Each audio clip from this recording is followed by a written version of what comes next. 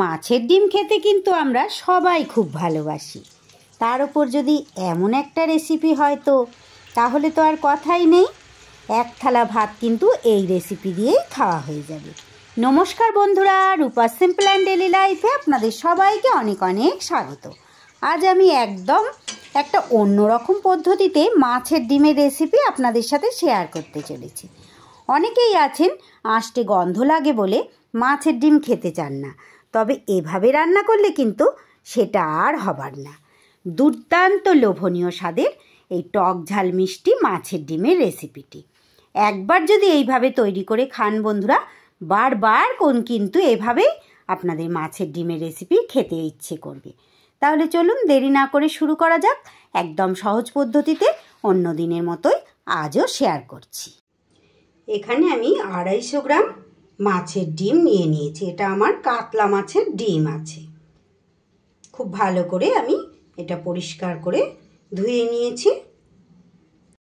এইবার আমি গ্যাসে কড়াই বসিয়ে দিয়েছি। কড়াইতে দিয়ে দিচ্ছি অল্প একটু জল। জলের মধ্যে দিয়ে দিচ্ছি অল্প একটু 1/2 চা চামচ নুন, দিয়ে দিচ্ছি খুব সামান্য একটু হলুদ। জলটা কিন্তু আমার বেশ গরম হয়ে গেছে। এবার আমি মাছের ডিমটা দিয়ে দিচ্ছি। মাছের ডিমটা দেওয়ার পর এখানে আমি অর্ধেকটা পাতিলেবু নিয়েছি। পাতিলেবুর রসটা এইভাবে চিপে আমি কিন্তু জলের মধ্যে দিয়ে দেব। অবশ্যই এই পাতিলেবুর রসটা কিন্তু দিতে হবে। এই পাতিলেবুর রসটাতেই কিন্তু ডিমের যে আঁশটে গন্ধ একটা থাকে, অনেকে যারা খেতে পছন্দ করেন না, এই আঁশটে গন্ধটা কিন্তু একদম চলে যাবে।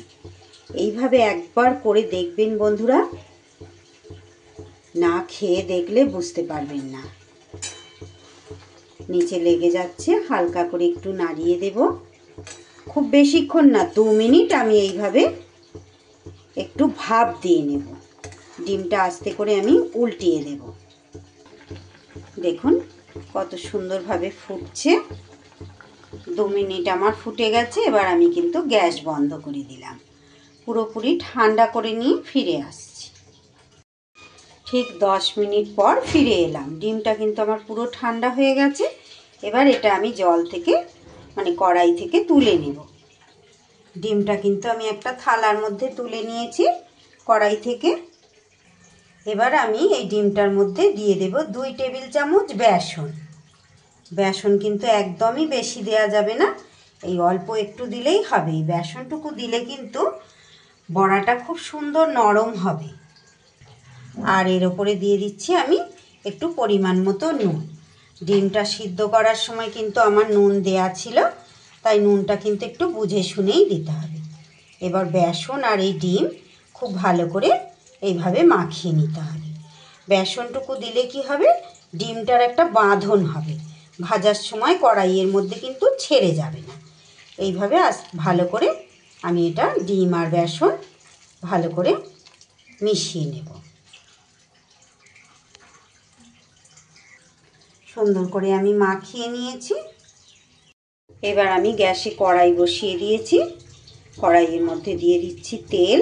আমি রাইস ব্র্যান অয়েল দিয়েছি, আপনারা সর্ষের তেল, রিফাইন তেল যে কোনো তেলেই করতে পারবেন। কড়াইয়ের তেল গরম হতে হতে এখানে আমি একটা বাটিতে একটু পাকা তেঁতুল নিয়ে নিয়েছি। তেঁতুলটার মধ্যে একটু জল দিয়ে আমি ভিজিয়ে রাখছি, এর কাঁট বার করে নেব। এইবার কড়াইয়ের তেল কিন্তু আমার গরম হয়ে গেছে। অল্প অল্প করে ডিমগুলো দিয়ে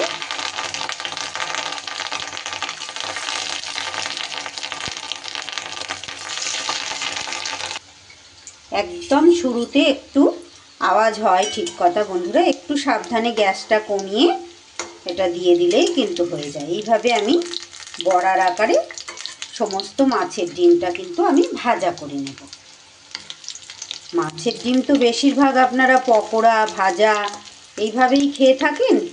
এই রেসিপি করে একবার খেয়ে দেখবেন কতটা লোভনীয় লাগে।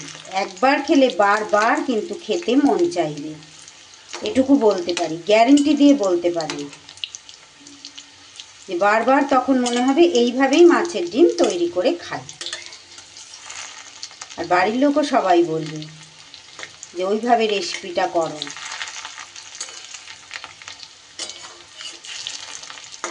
সমস্ত ডিমগুলো আস্তে আস্তে উল্টিয়ে এপিট ওপিট করে আমি ভেজে নেব। বড়াগুলো ভাজতে ভাজতে ততক্ষণ আমি একটা মশলা তৈরি করে নেব। মশলার জন্য আমি শিলের মধ্যে নিয়ে নেব 2 চা চামচ পোস্ত, আর এরই সাথে নিয়ে নেব 2 চা চামচ সাদা সর্ষে। আজ মশলাটা কম বলে আমি শিলের মধ্যে বেটে নিচ্ছি। আগেরগুলো আমার এখানে ভাজা হয়ে গেছে, তুলে নিয়েছি। আবার পরেরগুলোও আমি এখানে দিয়ে দিয়েছি মশলা পেস্ট করতে করতে। এইভাবে কিন্তু সব উল্টে পাল্টে এই বড়াগুলোও আমার ভাজা হয়ে গেল।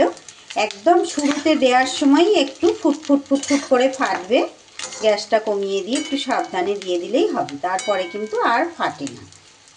সুন্দর করে লাল লাল করে ভেজে নিয়েছি, এগুলোও আমি তুলে নেব। এইবার আমি এই তেলের মধ্যে দিয়ে দেব অল্প একটু 5 ফোড়ন, আর দিয়ে দিচ্ছি 2টো শুকনো লঙ্কা। 5 ফোড়নের জায়গায় কিন্তু আপনারা সর্ষে ফোড়নও দিতে পারেন, সেক্ষেত্রেও কিন্তু বেশ গন্ধটা ভালোই হবে। এবার আমি এর মধ্যে দিয়ে দেব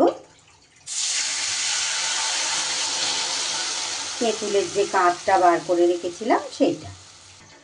এবার এর মধ্যে দিয়ে দেব পরিমাণ মতো নুন, দিয়ে দেব একটু হলুদ।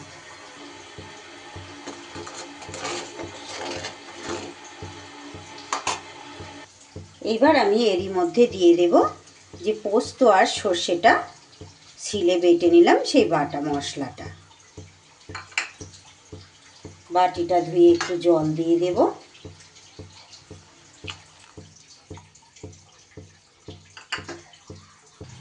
সব কিছু দেবার পর গ্রেভি কিন্তু খুব সুন্দর করে আমার ফুটে গেছে। এইবার ভেজে রাখা মাছের ডিমের বড়াগুলো দিয়ে দিলাম। এই বড়াগুলো কিন্তু আপনারা এই ভাজা অবস্থাতেও আপনারা খেতে পারবেন, খুব ভালো লাগে খেতে, সে তো আপনারা জানেনই। আমি এই যে কয়েকটা এখানে ভাজা অবস্থায় রেখে দিয়েছি ডালের সাথে খাবো বলে। আর এই যে রেসিপি বানাচ্ছি বন্ধুরা, এই বানাতে বানাতেই কিন্তু আমার জিভে জল এসে যাচ্ছে, কি বলবো, এতটাই লোভনীয়। এবার আমি গ্যাসটা কমিয়ে 3-4 মিনিটের মতো আমি ঢাকা দিয়ে দেবো, একটু ভালো করে গ্রেভির মধ্যে মাছের ডিমের বড়াটা সিদ্ধ হবে বলে। ফিরে এলাম ঠিক 2 মিনিট পর। সুন্দর করে কিন্তু গ্রেভিতে আমার ফুটছে। এইবার আমি এই পর্যায়ে দিয়ে দেব 2টো কাঁচা লঙ্কা। এটা কিন্তু টকের সাথে ভাত যখন মেখে খাবে, লঙ্কাটা ডলে খেলে কিন্তু খুব সুন্দর একটা স্বাদ লাগে। আর দিয়ে দিচ্ছি আমি 2 টেবিল চামচ চিনি। এটা আপনারা যতটা যে টক কম বেশি খাবেন সেই আন্দাজে কিন্তু চিনিটা দেবেন। আমি একটু মিষ্টি মিষ্টি ভাব পছন্দ করি এই রেসিপিটায়, তাই একটু চিনিটা বেশি দিলাম। আপনারা চাইলে নাও দিতে পারেন যারা বেশি টক টক পছন্দ করেন। এতটা সময় ধৈর্য ধরে যে সব বন্ধুরা আমার সঙ্গে জুড়ে থেকে ভিডিও দেখছেন, সবাইকে আমার অনেক অনেক আন্তরিক শুভেচ্ছা ভালোবাসা। কাছে দূরে যে যেখান থেকে দেখছেন সবাইকে আমার অনেক অনেক আন্তরিক শুভেচ্ছা। তাহলে আমার আজকের এই মাছের ডিমের নতুন ধরনের নতুন পদ্ধতিতে যে রেসিপি শেয়ার করলাম বন্ধুরা, কেমন লাগলো? আশা করছি প্রত্যেকের ভালো লেগেছে। ভালো লাগলে অবশ্যই কিন্তু একটা লাইক করবেন, একটা কমেন্ট করে জানিয়ে যাবেন কেমন লাগলো। আর খুব যদি বেশি ভালো লাগে বন্ধুদের সাথে একটু শেয়ার করে দেবেন বন্ধুরা। চিনি দেবার পর আরও 2 মিনিট কিন্তু আমি খুব ভালো করে গ্রেভি ফুটিয়ে নিলাম। এইবার আমি গ্যাস বন্ধ করে দিলাম। মাছের ডিমের টক ঝাল মিষ্টি রেসিপি আজ তাহলে এখানেই শেষ করছি বন্ধুরা। আবারও ফিরে আসছি আগামী দিন এমনই সুন্দর আর লোভনীয় সহজ কোনো রেসিপির সাথে। ততক্ষণ আপনারা সবাই খুব ভালো থাকবেন, সুস্থ থাকবেন। ঈশ্বর আপনাদের সকলের মঙ্গল করুন।